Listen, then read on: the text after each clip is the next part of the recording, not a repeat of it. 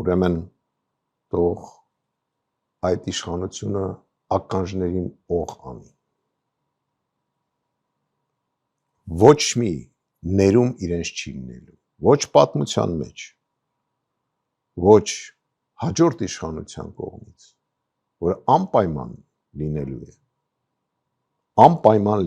անպայման մենք պայքարելու ենք, անպայման գալու ենք իշխանության և իրենք բոլորը, ոնց ասում, հատ-հատ պատասխան են տալու այս ամենի համար։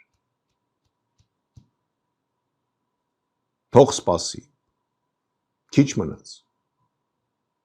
խորհուրդ կտամ գիշերները չքնես, դա բոլորիդ է վերաբերում, այդ թափթփուկներին,